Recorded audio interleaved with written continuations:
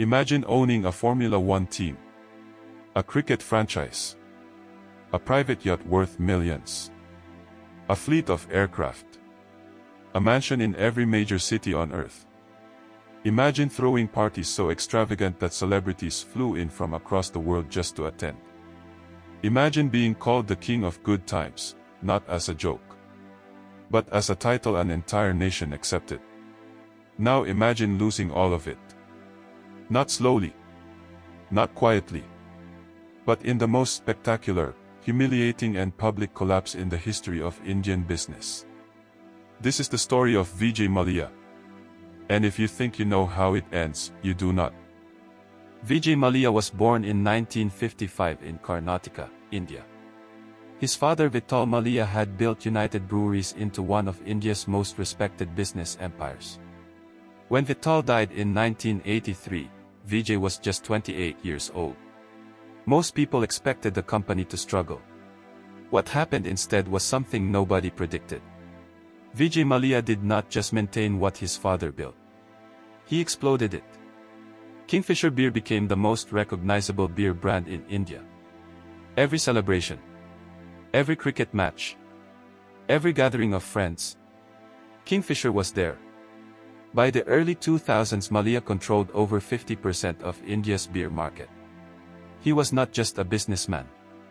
He was a brand, a personality, a lifestyle. He bought the Royal Challengers Bangalore in the Indian Premier League.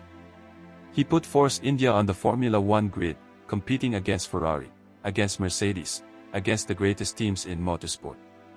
He owned a private yacht called the Indian Empress that became the venue for parties so legendary they entered Indian folklore. The media called him flamboyant. His critics called him reckless. His fans called him a genius. And Vijay Mallya? He called himself the king of good times. And he lived that title every single day. Then in 2005 he made the decision that would eventually destroy everything. He purchased Air Deccan, a struggling budget airline, and transformed it into Kingfisher Airlines.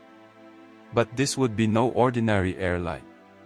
Mallya announced to the world that he was going to give India its most luxurious flying experience.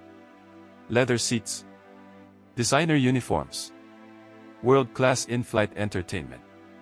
Every passenger would feel like royalty. For a few years the vision worked. Kingfisher Airlines won awards. Passengers loved the experience. The brand was intoxicating. But behind the glamour the numbers told a completely different story. India is a price-sensitive market. The vast majority of Indian passengers chose the cheapest ticket available, not the most luxurious. While Kingfisher was spending enormous amounts on leather interiors and celebrity brand ambassadors, Indigo and SpiceJet were quietly building dominance by simply being affordable and reliable.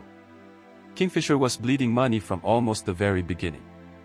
Losses piled up year after year. And instead of cutting costs, instead of pivoting the strategy, instead of admitting the model was fundamentally broken, Mallya kept spending, kept expanding, kept performing. Because Vijay Mallya had a fatal blind spot. He could not separate the image from the reality. As long as the parties were happening, as long as the cameras were flashing, as long as the world believed in the king of good times, the king believed it too. To keep the airline alive, Mallya turned to the banks. 17 Indian banks. State Bank of India, Punjab National Bank, IDBI Bank, United Bank of India, Bank of Baroda. He borrowed, and borrowed, and borrowed again. In total, Kingfisher Airlines accumulated debts of over 9,000 crore rupees. That is roughly $1.2 billion US. Borrowed from banks that were largely state-owned. Funded by ordinary Indian taxpayers. The money bought time. It did not buy a future. In October 2012, the Directorate General of Civil Aviation finally suspended Kingfisher's operating license. The airline that had promised Indians the good life could no longer prove it was safe to fly. On the 9th of October 2012, Kingfisher Airlines flew its last commercial flight. 350 flights were cancelled in a single day. Passengers stranded at airports across India. And 9,000 employees, pilots, cabin crew, engineers, ground staff, lost their jobs. Overnight. 9,000 people. Their salaries unpaid. Their futures destroyed. Their families uncertain about next month's rent. And where was Vijay Mallya on that day? He was at a party. What happened next would define his legacy forever. Rather than facing his creditors. Rather than addressing the banks. Rather than showing any responsibility for the 9,000 lives he had upended, Vijay Mallya disappeared. In March 2016, just days before Indian banks were about to take coordinated legal action to recover their money, Mallya quietly boarded a flight and flew to the United Kingdom. He settled into his mansion in the English countryside. He attended Formula One races in the VIP paddock. He posted photographs of himself smiling at glamorous events on social media. He continued living as the king of good times, while the people he had left behind tried to piece together their broken lives. Back in India, the reaction was volcanic. Former Kingfisher employees held protests outside the airline's shuttered offices. Workers who had not been paid in months were speaking to cameras with tears in their eyes. Social media in India erupted. The hashtags, the outrage, the disbelief. Here was a man who had borrowed over $1 billion of public money, destroyed 9,000 jobs, and was now posting Instagram photos from a villa in Europe. The Indian government declared him a willful defaulter, meaning he had the ability to repay but had chosen not to. The Central Bureau of Investigation filed charges of fraud and money laundering. Interpol issued a red notice for his arrest. His assets in India were frozen. His property seized. His stake in United Breweries, the very company his father had built, was taken away from him by the courts. The empire was gone. The parties were over.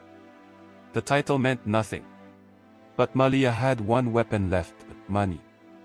And in the British legal system, money buys time. In 2017 he was arrested in London on an Indian extradition warrant. He was released on bail within hours. He hired an army of expensive lawyers. He appeared in British courts arguing that Indian prisons were inhumane. That he would not receive a fair trial. That the case against him was politically motivated. The legal battle dragged on for years. India kept pushing. Mallya kept resisting. British courts eventually ruled in India's favor and ordered his extradition. Mallya appealed. Then appealed again. As of today, Vijay Mallya remains in the United Kingdom. The banks are still waiting for their money. The workers are still waiting for justice. And the king of good times is still waiting for his day of reckoning. The fall of Vijay Mallya is not just about one man's greed. It is about a system that made his greed possible. 17 banks lent over $1 billion to an airline that was visibly failing.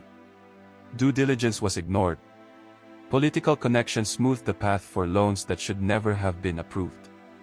And when everything collapsed, the banks absorbed the losses.